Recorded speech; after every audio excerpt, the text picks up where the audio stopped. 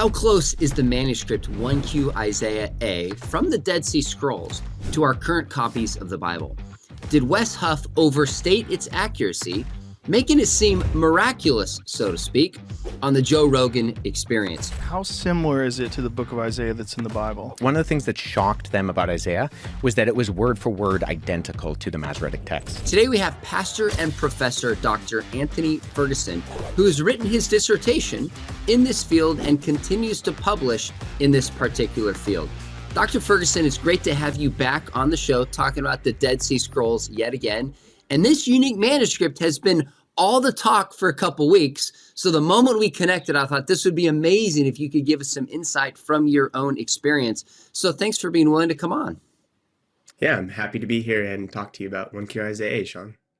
Before we jump in, maybe just give our audience a background in your specific work and training as it relates kind of the Dead Sea Scrolls as a whole, and even to this particular manuscript. Yeah, I have a PhD from Southern Seminary in Biblical Studies. My supervisor was Russell Fuller, and Peter Gentry was on my team. My external reader was Emmanuel Tove, and I analyzed 55 manuscripts that Emmanuel Tove classifies as textually non-aligned. And in the dissertation, I compared them to Codex Leningrad, which is what we call the Masoretic text, and I compared them on a quantitative level as well as a qualitative level. So quantitatively, how many differences are there between the non-aligned texts and the Masoretic text? And then what's the nature of these differences? So that was my PhD dissertation. It was a joy to write. And since then, I've had the ability to participate in Evangelical Textual Criticism Blogspot, as well as the Text and Canon Institute hosted at Phoenix Seminary. I've published in many confessional journals, as well as JBL, and am working slowly on trying to publish my dissertation. It isn't easy with a family and pastoring a church and teaching at schools. So, but hopefully I'll get there maybe in the next decade. Well, we both went to Southern, obviously studied very different lanes of interest and expertise. But it's pretty amazing how much your study lines up with where some of these nuanced particular discussions have been recently. Just tell us really quickly, why did you choose this particular area? I studied the death of the apostles, and there's a story behind that. Why did you choose this area? Yeah, well, I think probably with many students at Southern, it was because of Peter Gentry. So I took many classes with him in the MDiv level and in the PhD level, and it was during a Septuagint seminar that I was introduced to this idea. I entered into the PhD wanting to be a pastor and thinking I was going to study biblical theology. And I had little understanding of the Dead Sea Scrolls until the Septuagint seminar, and was introduced to concepts that were very, very challenging. And I loved Hebrew, I loved Greek, I loved the languages. I love getting to the bottom of things, looking at manuscripts. So it just really aligned really, really closely. And when I understood some of the arguments that are being made from the evidence from the Dead Sea, it was a topic I really wanted to get to the bottom of. I love it. That makes total sense. Now, one more question before we jump in. I'm just curious, as a scholar, when you see, this minutia of this particular manuscript of Isaiah being discussed on the largest podcast in the world, are you like, yes, this is awesome, I've studied this? Or you're like, oh boy, this never ends well? Like, what is your instinct and your kind of broad take before we get into the weeds, so to speak? Well, honestly, Sean, it makes me really excited. I mean, I get to talk to you again, right? We get to hang out. My wife told me the other day, she's like, Anthony, you're living your best life right now. Because on the one hand, my favorite soccer team is Everton, and they have 2 wins in a row. Nice. And we get to talk to the public about the Dead Sea Scrolls. Of course, I mean, a lot of the conversation that's circulating right now, not all of it, to be sure, and we'll talk about this in our conversation, but is based on your perspective, right? So you have different scholars analyzing 1Q Isaiah from different perspectives. So, I mean, minutia, that is a valid way of describing the argument, but also, like, I'm a textual critic. That's what I do. Right. I look at manuscripts and we look at minutia, right? Like, we look at, the angular head of a letter. Is it rounded or is it more of a square? I mean, we like looking at the details because details are important. So, I mean, the ability to talk to you about this topic, the ability to try to inform the public, I mean, these are things that I'm pretty excited about. I love it. And I'm not a textual critic. So I just love that you and others like you exist so I can benefit from the time and analysis you put in. So let's get into some of this analysis, but it might be helpful. Just some of our audience is really familiar with some of these details. You mentioned like the Leningrad, codex, manuscript, etc. Tell us what's meant by the Masoretic text, maybe kind of the Septuagint, the Dead Sea Scrolls. What are some of the different scrolls that weigh into this compared to our modern text? Give us like a quick 101 to Yeah. understand before, again, we dive into the minutia. Yeah, good. So, what you just described are what we would call the sources. So, the Masoretic text um, is comprised of two components. On the one hand, it has these certain paratextual features, such as letters written above the line and certain scribal marks that we call like inverted nunes that are paratextual markers that help us understand the text of the Masoretic text. These are very, very ancient. So you have those ancient marks on the one hand, but on the other hand, you have these medieval markings that involve like vowels. So the Dead Sea Scrolls don't have the same vowels that the Masoretic text has. The vowels in the Dead Sea Scroll are consonants that function as vowels.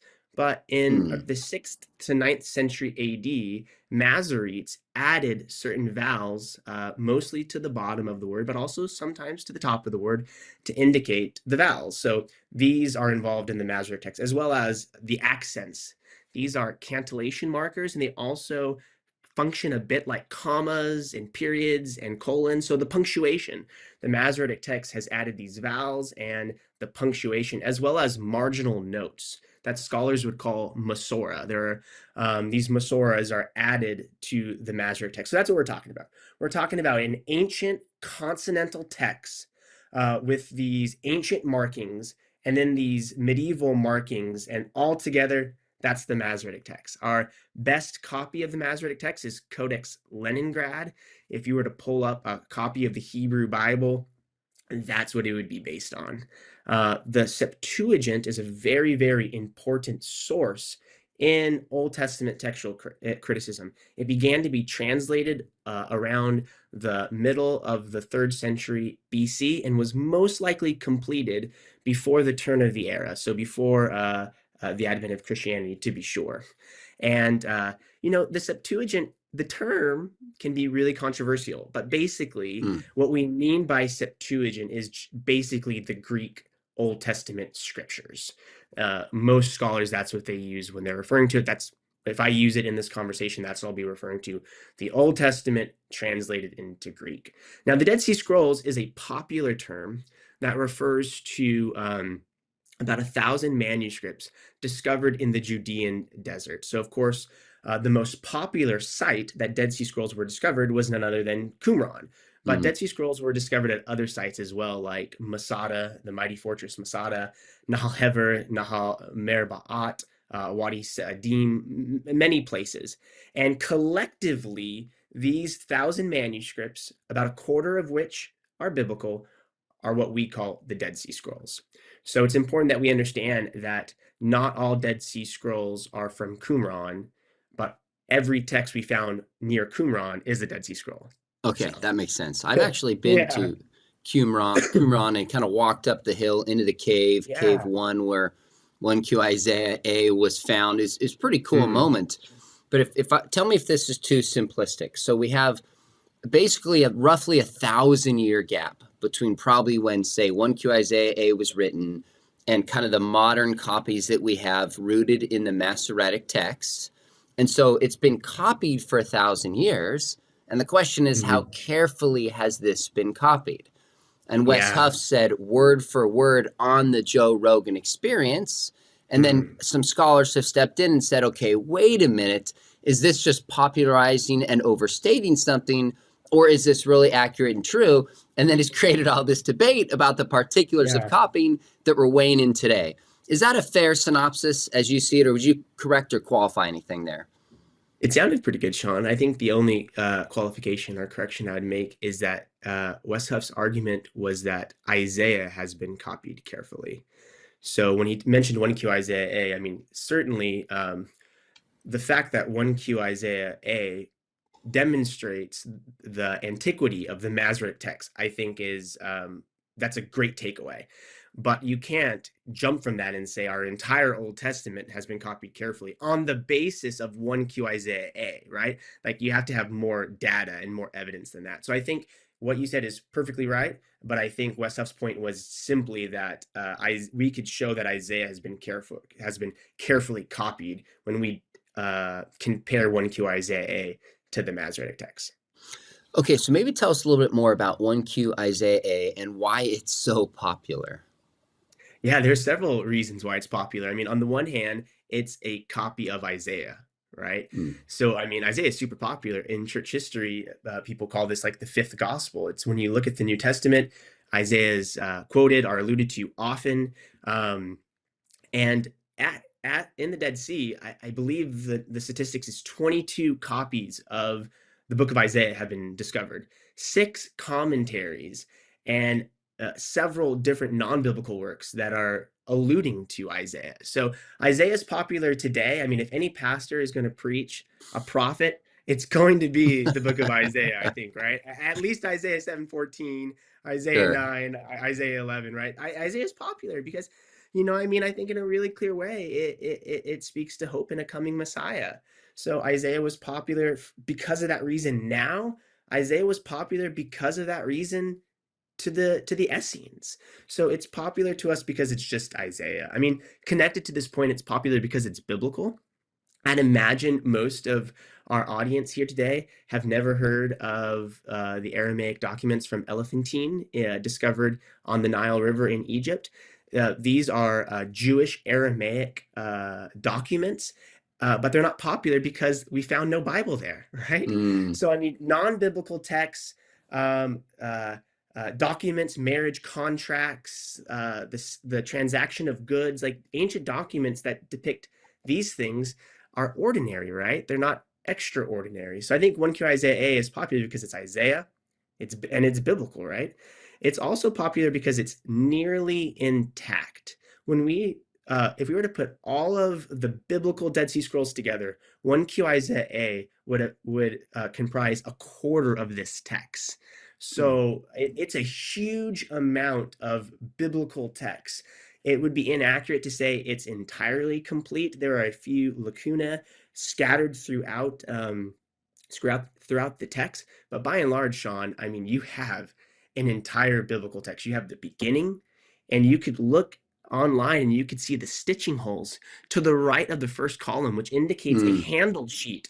A handle sheet, kind of like, so here's a book by Donald Perry, great book on 1Q Isaiah A. This cover is meant to protect the important stuff, which is the text inside. So 1Q Isaiah had a handle sheet. You could see that. But then it's also been preserved the ending. And it's so interesting, Sean. But in some manuscripts, there are things called colophons. Colophons are like this writing at the very end that tell you the scribe who wrote it. They tell you what books they copied from. They might tell you certain aspects about the text. Where was the middle letter, the end of the letter, how many letters, and so on. Well, you're praying that there's a colophon in 1Q Isaiah A, and there's not. But there are Mm. 3 letters, an aleph, a mem, and a resh, which is like the Hebrew word for word or the verb to Mm. speak, amar, and it's there. And so, I mean, 1Q Isaiah is popular because it's so intriguing, right? Mm. Like here we have the entire text from beginning to end. You see all the scribal markers, these little X that have, these cryptic Hebrew letters, and you have it all there. So like in other texts, when scholars have to reconstruct because they're fragmentary, very little reconstruction has to happen in 1Q Isaiah A because it's there, right? Mm. I mean, it's also popular because it was one of the first texts that were discovered. I mean, Mm. when the first news articles dropped about discoveries of ancient texts in, I think it was probably like 1948. I can't remember the publication that first did it. It's like Isaiah has been discovered, right? I mean, but other things were discovered as well. There was like a text they call the War Scroll, Mm, Genesis Apocryphon. There were commentary to Habakkuk, 1QS, the handbook to the community there, and 1Q Isaiah B was also discovered as well. But 1Q Isaiah A, I think, stole the headlines. So just its timing. mm, Um, it was also a really turbulent time when these texts were discovered. That makes the history of the Dead Sea Scrolls like super intriguing. You can read in Weston Field's full history of the Dead Sea Scrolls, or in his concise version, like the history of the discovery and what happened. And it's amazing, Sean. I mean, like the Dead Sea Scrolls became contraband. They were smuggled to America. And then, amazing. yeah, Craig Evans says that, they were in the back of his Dr. Vatter's like trunk as he went around talking to people about this. Um, yeah, it's a really interesting history. And so I think that also has captured our imagination. And I would say finally, two final points, it's popular because on the one hand, it is it does align very closely with the Masoretic text. I mean, you hear the debate about 93, 96, 98. I mean, however you slice the pie, that's pretty good, right? Mm, And, Wes Huff did say the initial scholars were shocked. And that's a very true statement. I mean, you can look at Edward Kucher's book. This book is a monumental book in the Dead Sea Scrolls. And on page 2, I believe, he says the consensus, the most remarkable aspect of 1Q Isaiah A to those who initially discovered it was its alignment to the Masoretic text. mm, Every scholar, and that might be an overstatement, scholars immediately recognized this. So when Wes Huff says, I mean, scholars were shocked, I mean, he's exactly right. I mean, they weren't shocked that it was word for word identical, but they were shocked about how closely it aligned to MT. I mean, the context of 1950, I mean, there's a context of how scholars have understood the history of the Old Testament text. And I mean, there's been many times in history where scholars are wanting different texts. I mean, as Christians, we want similar texts, but as textual critics, we want different texts because we want to be able to look at all the differences that are happening. And so when they saw 1Q Isaiah A, it was remarkable, but I think not to everybody's expectation. They wanted differences, and mm. 1Q Isaiah really just didn't give it to them. So on the one hand, it's popular because it does show a lot of unity, but on the other hand, it shows a level of diversity that we shouldn't downplay. And perhaps the statement word for word does downplay that diversity, but then we don't want to exaggerate that diversity as well. Mm. And I think if you were to put all those, 6 or 7 reasons together, that's probably going to indicate, Sean, why 1Q Isaiah is so popular. That's amazing. I had no idea there was such a backstory to why it was popular then, and then of course there's a story why it's popular now. Would you be willing to go back? You don't have to do it right now, but that book that you were citing on page 2 with that quote, will you Yeah. send me that exact quote just so we can put it up for people to see exactly what they said and kind of analyze them for themselves? I think in this conversation, specific details have become important. So we'll throw it Yes. up there for people to be able to see and analyze. I think that'd be great. Now, you were kind of hinting at this in the sense that some scholars emphasize the closeness of the Masoretic text with 1Q Isaiah A, while others emphasize the differences. And I've heard from Yeah. like 92.5 to like 99%. What Yeah. you helped me see when we talked about this briefly is that there's kind of a backstory and assumptions and like a different mode of analysis that people bring to the text that is going to result in these differences. So Yeah. help us understand why scholars seem to have conflicting categories for this very text. Yeah. So it depends on what warrants a point in your statistics, right? So on the Mm, one hand, if every single difference it is important, and if you're looking at alignment to word for word or even letter for letter, then your statistics are going to be lower. because, as has already been mentioned in the conversation, and rightly so, 1Q Isaiah A preserves a later linguistic profile. It has a later spelling practice. It uses the consonant vav to indicate O, the vowel O or U, or even what's called a vocal schwa, through which is a half vowel, often in 1Q Isaiah A, to a degree that the MT does not do. So if in your statistics you're going to include letter for letter spelling practice or phonological differences, 1Q Isaiah A also loves to do this double consonant called a Vav Aleph. And it's very, very strange, or Yod Aleph. So there's this conjunction called ki in Hebrew. And ki can mean things like for or when and because. And it's spelled Kaf Yod. But in 1Q Isaiah A, it's often spelled with an Aleph at the end. I mean, it just has a different spelling practice, Sean. So if in your statistics you're going to include all of that, then obviously the statistics are going to be much, much lower. Also, Sean, this might seem very technical, but what counts as a word? That's a very, very important point we need to make. So if your common denominator in your statistics is the total words in 1Q Isaiah A, well, how are you counting a word? So melech, for example, is the Hebrew word for king. But if you add a pronominal suffix like malko or malki would be my king, malko would be his king. Is malko one word or two words, right? So if malko in your statistics is just one word, well, then your common denominator, like your total words in 1Q Isaiah A, is going to be much, much less. And therefore, the amount of variance is going to be much, much less. So I think we're seeing different statistics thrown out there because we're counting the words and the variance differently in 1Q Isaiah A. Also, some people give statistics that aren't exhaustive, and that should be understood. Even in my dissertation, it wasn't an exhaustive analysis of every single difference in 1Q Isaiah A, and we can get back to that in a moment if you'd like. But some scholars, they do like the differences in one column or in a group of columns. And then what they do is they say, well, this is the statistics for this group of columns. And then, in the bigger argument, it gets lost that this wasn't an exhaustive analysis of everything on the text.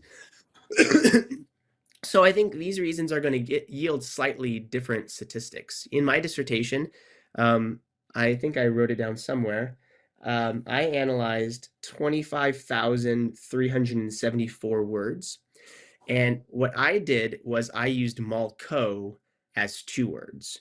So you have melech as one word, and you have the pronominal suffix as another word. Some people might debate that. They might not quite want to do it that way, but that's what I did. So I analyzed 25,374 words.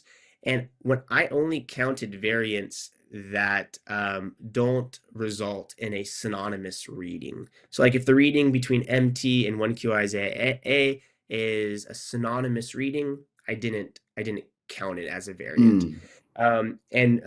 So all of the readings that yield a different meaning, whether or not that meaning was very significant or not very significant, the text aligned 96.44%. There were 903 differences that yielded a difference in meaning. So it yielded a 96.44% alignment between MT and 1Q Isaiah A. But then I had this other set of statistics where if I eliminated all those differences that result from the scribal process, so a scribal error, for example, a letter sounded the same, it looked the same, a scribe's eye skipped from one line to the other line, or he interpreted the text, he was updating the text to fit its contemporary usage, things like that. If I eliminated all of those differences and I was only left with these differences, like, hey, I don't know how these got here. Like there isn't any apparent reason. I yielded 31 differences, which led to a 99.88% alignment between MT and 1Q Isaiah A. So just my statistics, people might disagree with how I did this, but that's my methodology. And so I think you have differences in statistics for a number of reasons. What counts as a word and what counts as a variant is going to be the big things. That is So interesting. So on the lower end, it's like you've got what we would consider an A minus, almost into 93% and an A. On the higher scale, it's like 98, 99% similarity. But the difference between what we count as a word and some of the other particulars laid out is really helpful to assess. The methodology we start with shapes the Yeah, conclusion that we come to. So yeah, if you were going to describe the relationship between 1Q Isaiah A and the Masoretic text, how would yeah. you explain that relationship? 1Q Isaiah A strongly suggests that it was copied from a proto-MT text. In other words, the text that 1Q Isaiah A is copying from was probably, I don't want to use the word for word, right? Because we can't look at it, right? But it was very close to the MT text. So I would call 1Q Isaiah a popular text. This is not original to me. This is probably how most scholars would describe it. If you look at my dissertation, I have a long footnote that talks about all of the scholars that are describing it this way. It is a popular text. Basically, what it's doing, it's taking an MT text, a proto-MT text, um, and it's making it understandable to its modern context. So it's changing the spelling. It's changing words, lexemes, so that it fits modern usage. It's uh, it's interpreting the text so that you aren't confused about the nature of the text. And then also, it is filled with scribal errors. So Emmanuel Tove, in his book Scribal Practices and Approaches in the Judean Desert, has this really big appendix at the very end on page, I believe, 338, where he marks the amount of scribal intervention. And 1Q Isaiah A, I believe, has a scribe intervening in the text every 4 lines. Mm. So, so what that probably tells you is he didn't copy super carefully. So 1Q Isaiah A is a popular text. It's updating the language to fit second century Hebrew. Um, it's also filled with scribal errors. And when you just apply common sense, Sean, you just apply common sense textual criticism to 1Q Isaiah A, in the vast majority of instances, not in every instance, but in the vast majority of instances, the Masoretic text seems to be the more original reading than 1Q Isaiah A. So, Okay, that's really helpful. Now I'm going to kind of push into the relationship between the two of them a little bit more, but yeah. I'm curious when I first heard Joe Rogan respond to Wes Huff, he's like, "Whoa, it's like a miracle," and it was in the context of talking about kind of the origin of the universe was also a miracle. I remember Yeah. hearing that thinking, I think we're using miracle in an equivocal sense. The origin of the universe Mm, is like Jesus walking on water. It is something supernatural. The copying of this, it's miraculous. Like if somebody makes a save in a volleyball game, it's like, whoa, that was like a miraculous save, but we don't really mean it was supernatural, like God had to mm. intervene. Would you use the term miraculous in kind of the second sense of like, wow, this is remarkable? Or do you just want to reserve as a textual critic in a different forum than kind of somebody who's learning this like Joe Rogan, who's like, whoa, and that's just his natural spontaneous response? What would your take on that be? Yeah, so two things come to my mind. I hope I don't lose either of them. But the first thing is, I think it shows what Rogan's expectation was. Oh, that's Like interesting. for him to like for him to be able to be like, oh, that's a miracle. And then I guess Wes Huff has reached back to Joe and clarified, and he still thinks it's a miracle. I think like what that shows, Sean, is like, a person who's not an expert in the Dead Sea Scrolls, like what they're expecting. They're expecting wild stuff in the Old Testament, right? In the New Testament. They're expecting it to be radically different. And here's the thing, Sean, like 1Q Isaiah A is not uncommon. Like when you look at the Dead Sea Scrolls, I would say it's a typical Dead Sea Scroll. Like the type of alignment you have between it and the MT, it's a pretty representative text. Not for every text, right? There are some texts that are different and hard to make sense of, and there are some texts that are very, very close to MT. But this is a kind of a normal text, Hmm. Sean. Like the differences that are happening in 1Q Isaiah A, those are the differences happening in most of the text. They're scribal errors, and they're small changes that are typical of what a scribe copyist did. So I think what the first thing I would want to say, Sean, is Joe's response uh, demonstrates that he's expecting these things to be completely different, and that's just not the case for most of these things. Hmm. I That's a great response. Keep going. I think on the other hand, I mean, like when my favorite soccer team, Everton, wins a game, and I've already referenced them twice. I probably shouldn't keep doing that, but they won this weekend, so I'm very happy. I might say that's a miracle. Uh, You know what I mean? And I mean, like it's unexpected, right? It's alarming. It stirs something within her, something that's wonderful. And I think if you expect the text of the Old Testament to be chaos and wild and theological doctrines all over the place, and you have concluded that the Bible cannot be trusted because of the differences in the Old Testament manuscripts, and then you hear 1Q Isaiah, I mean, I think you're filled with wonder, and rightly so. Um, mm, would I call it a miracle? I mean, probably not, because I mean, my expectation for a Dead Sea Scroll text, I have a certain expectation. mm. Like if they were to discover brand new Dead Sea Scrolls, like they did in 2021, and Yeah, they showed the pictures, like what happened was not exceptional. You have small differences in the text, and that's not at this point, that's what a Dead Sea Scroll is. It's a text that is going to have differences, small differences typically, because of a scribal error or a desire to interpret the text. But when mm. you take those things away, by and large, in my experience, you're going to have a text very close to the Masoretic text. Gotcha. Now, I want to come back to the relationship between 1Q Isaiah and the Masoretic text. And this question might be moving outside of your specialty, so feel free to just say, Sean, I don't want to comment on that. You said kind of 1Q Isaiah is somewhat representative of the Dead Sea Scrolls as a whole. What about Yeah. when we compare it to other ancient literature? Is the Dead Sea Scrolls just representative of other ancient literature? Or is there a sense, as far as you're aware, that there is more careful copying as a whole with the Dead Sea Scrolls than other ancient texts? Yeah, Sean. So outside of so I am not a textual critic in in other areas, so I wouldn't really want to comment Totally. outside of is when I'm reading, textual criticism of the Hebrew Bible, the Old Testament. There might be an article on like the textual transmission of the Iliad or the Odyssey, and I read that, but that's all my expertise is. So I think I wouldn't feel That's fair. comfortable going beyond that.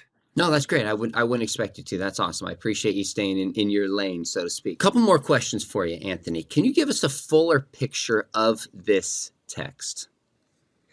Yeah, so it 1Q Isaiah, like its textual character, how it aligns with the Masoretic text, how it aligns with our Old Testaments, is the most popular issue regarding 1Q Isaiah, and for right Hmm. reason, right? Especially for Christians, evangelicals like myself, who believe in the trustworthiness of the Word of God, and that when the Bible says, "Thus says the Lord," it's none other than God's word. I mean, that's the most important topic in our mind.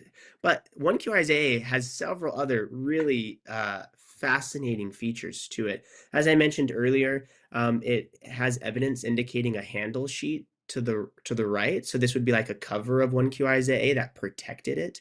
It also has the very end of the manuscript is kept intact, and you have this ominous Amar left there, which is really interesting and intriguing. But also, it's been on a couple podcasts.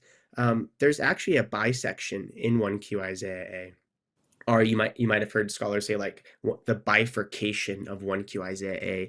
Basically, the text seems to have been copied from two different exemplars.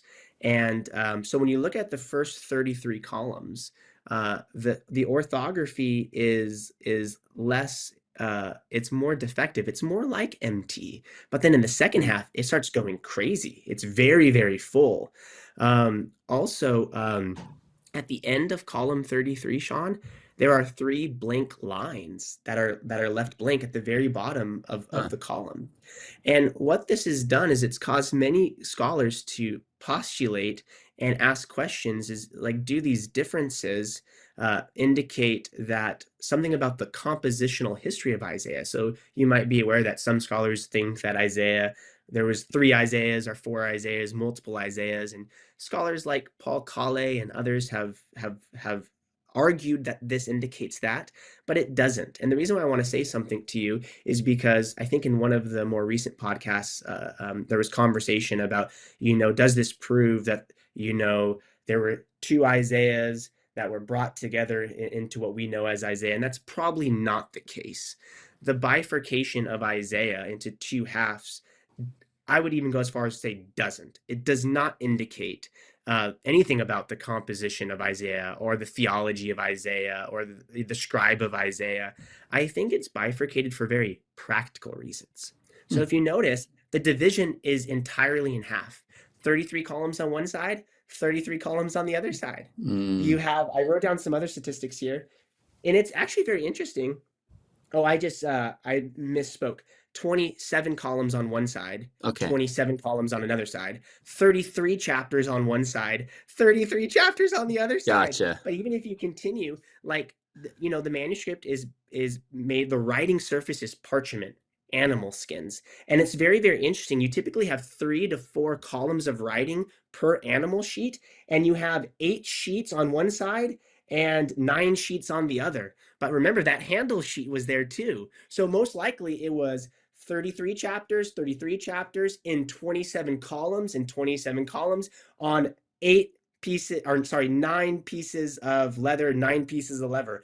So it's divided completely in half, which makes me think, Sean, it's been bifurcated for practical reasons, not because of the composition, but for practical reasons.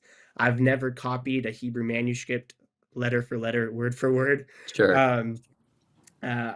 Using a reed pen on parchment, but I'd imagine it's hard. So practically, maybe the scribe was getting tired. Maybe this was common practice in the ancient world to divide a big, big, big text into two scribes, two scribes copying it. Also, it's expensive. You have to kill, in my calculation, 17 animals to make 1Q Isaiah A. I mean, that's a Wow. big deal. Like right now, I go to the printer and I get this kind of paper, which I don't know is $50 for a ream of paper. I don't know. I don't buy paper, how much it is. But I mean, you're talking 17 animals you're killing to make 1Q Isaiah A. So it's also very, very expensive to make a manuscript. So it's possible that maybe 1Q Isaiah A is the product of copying from 2 scrolls simply because it was very, very expensive to make a copy of Isaiah, right? So, but also, it's divided completely in half, which actually causes me to wonder, maybe there was some care, even considerable care, that went into copying the text before he began copying. So, I mean, there's a lot of scribal intervention in 1Q Isaiah A, and that is sure. But I think there was some thoughtful, there was some thought about how to lay out the text before him. So an interesting idea, or an interesting fact about 1Q Isaiah is it's divided into 2. Some people have been saying it's because it comes from different Isaiahs. That's, I think, not the case at all. It's been bifurcated for completely practical reasons. I think another important feature is Drew Longacre has written a really helpful article on this that your audience should definitely check out, because the second half of 1Q Isaiah A has about every 29 lines, it has a section that lines were left blank, or every 29 lines plus or minus, the text becomes highly corrupt. And what Drew argues is that what's happening in these the second half is that the scribe is copying from a text with a damaged bottom edge. So basically, when their scroll was rolled up and it was sitting down, it began to damage on the bottom. So what do? I think we like to think our modern situation is like it was back then. You look on my shelf, I have lots of copies of Isaiah. I don't think that was the case back then. So what do when your edge is Mm, damaged for whatever reason? So what Drew says is they did one of two things. Either on the one hand, they left lines blank that would be filled in later, or the scribe did the best he could, based on the context, based on his memory, based on the letters that were still there. And a scholar like Eugene Ulrich, he is going to be the scholar on the farthest end of this spectrum who says there's so much diversity in 1Q Isaiah A. It's a completely different text. That's your guy. He's going to allude to these passages in the second half of 1Q Isaiah as his evidence. But the problem with his argument is that they occur on regular quote unquote intervals, and also the mm, scribe in some instances left blank lines that were then later filled in to align almost word for word with the empty text. So I think Drew's argument is a much better argument, and what it does is it helps us understand that what's happening in the copying of an ancient text is highly complex. I mean, I have a word processor, Sean, that I don't have to worry about margins. When I come to the end of a line, I don't have to indent. I don't have to say, like, oh, my word's too big at the end of the line. I'm going to have to, you know what I mean? It does it for me. I have spell check, I have Grammarly, and now I have all kinds of AI to help me articulate myself. Well, in the ancient world, they didn't have any of that. They had so many things to consider, Sean, like, was their parchment ruled or not ruled? That's important. Were there guide mm, dots to guide them in their copying? Was the parchment cracked? What was the mm, color of the parchment? They had to mm, consider this. When they came to the end of the line and they realized, oh no, my word's too big, what do you do? Like they had, and then when they were copying from a damaged text, what did they do?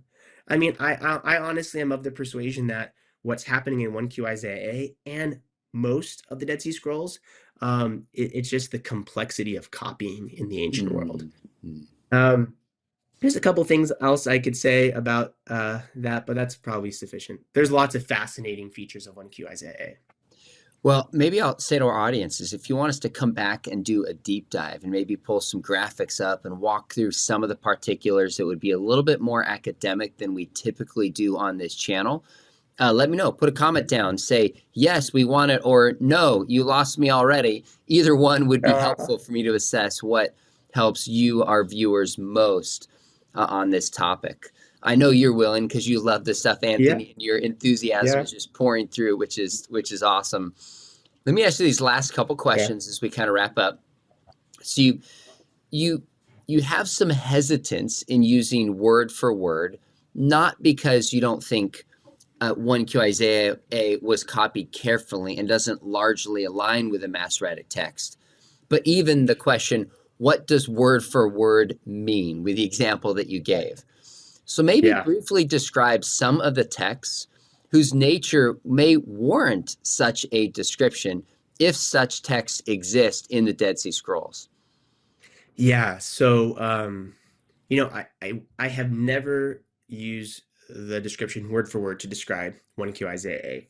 And I probably wouldn't. It's probably not the best, as all of the conversation has indicated. But as you mentioned, it's still very closely aligned. But what's cool and what's getting lost in this whole conversation is there are Dead Sea Scrolls that do align with the MT, word for word. I would even go further, Hmm. letter for letter. Hmm.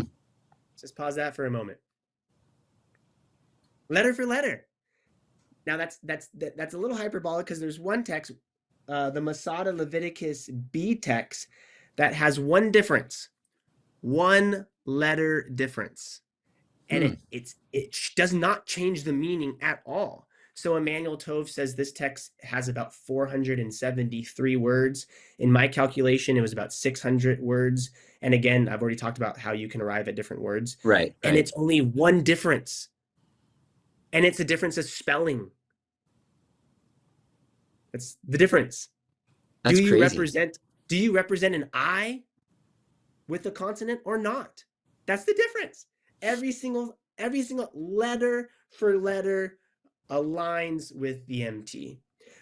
The Leviticus Masada A scroll does the same thing. It's very, very closely aligned with the MT. So what's getting lost in this conversation, Sean, is that we're approaching 1Q Isaiah A from different perspectives, but what's getting lost is Wes Huff's original point that there are Dead Sea Scrolls that are aligned word for word with MT. Now, less people have heard about Masada Leviticus A and Masada Leviticus B for several reasons. On the one hand, it's Leviticus. It's not Isaiah. If I were to take a poll, how many of you have done your daily devotion in Leviticus? Outside of those faithful Bible readers in the year, they don't read Leviticus. So we haven't heard for it because it's Leviticus. We also haven't heard about it because it's not entirely intact, right? 400 words, 600 words is a lot different than, what did I say, 25,000 words. So your sample size is different, right? It's not as intact. And then the third reason is that it's not as old as 1Q Isaiah A. So 1Q Isaiah A will date to 125 BC to 100 BC. I mean, that's this consensus. It's a text written in Hasmonean paleography. But Masada, Leviticus A and B, they all date to about 25 BC to 25 AD. So it's the turn of the era. It's probably before the advent of Christianity, or right at the cusp, right? And so it's a little bit younger of a text, but not much. We're talking, I don't know, 100 years younger. But it's still, it is letter for letter, word for word, Masada Leviticus B. Another reason why it's not as significant probably is because it's discovered at Masada. So that connection to the Essenes is, an ancient sectarian group known as the Essenes. I mean, that's pretty intriguing, right? These people who go out into the caves and they do their ceremonies and they eat communal meals together. And I mean, that's fascinating stuff. I mean, Masada isn't as fascinating, right? It's a fortress. So I think it's a little less intriguing as well. But I would want to make very clear to your audience, and I mean, Joe Rogan, I would go further than the West Huff. It's not just word for word, it's letter for letter. I mean, so you have this type of alignment in the Dead Sea Scrolls. And again, Sean, this isn't just perspective. I mean, Talmud, who wrote, the text on Masada, he is the one who says this. I mean, nobody's going to doubt this. And I would even go further, if you would let me, that every single text discovered at the other Judean desert sites are all Masoretic texts. They're all Masoretic texts. There is a Psalm scroll. There is a Minor Prophet scroll. They are very, very closely aligned with Codex Leningrad. So when we're thinking about the Dead Sea Scrolls, we could divide them into two camps. You have the texts from Qumran that preserve two important features. On the one hand, texts that align with MT and texts that do not align with MT. But when you're looking at the Judean desert sites, they're all MT. So how do you make sense of this difference, right? What I would say is it's a socio-religious issue happening here. And Emmanuel Tove argues for this, I do as well, that the Masoretic text was the text for mainline Jews as far as you can go back. Like when you're talking about the Pharisees, like their text is the Masoretic text. And the people at Masada are Pharisees. They're mainline Jews who have fled Jerusalem after the first Jewish revolt, and they take their text with them, and you have Masoretic texts. The people in the desert have both. They have the NIV, the NLT, the Message, the NASB. They have all of it, right? And why do they have it? Well, that's a good question. Why do they have diversity and unity? These things don't contradict one another. I mean, if I have somebody in my church who's reading the NIV, and it's actually common, Sean, for me from the pulpit to say, hey, I'm reading from the ESV. Whose translation says this? And people raise their hand. Whose translation says this? And people raise their hand. I mean, it's a Bible study tool. Different translations, different approaches to copying the Bible helps us understand the Bible. And the people at Qumran loved the Bible. Loved it. They studied it all the time. So they have a lot of tools to help them understand God's word. Mm. And I think that's why you're having the textual makeup as you have in Qumran. So I guess to telescope back out, Sean, you do, Wes Huff's point still stands, maybe not with 1Q Isaiah A word for word, but it does stand with several other texts. I would even say in some texts, letter by letter. That's remarkable. I guess the other thing you could argue from Leviticus is that it's not as messianic laden as Isaiah Yeah. would be. And of course, the types and Yeah. patterns of the blood sacrifice, of course, there's connection there with Christ. But like you said, Isaiah 7 and 9 and 11, and the suffering servant, Isaiah 53, Yeah. like explicit, some of the most commonly cited prophecies, it makes sense people would lean into that more so than Leviticus.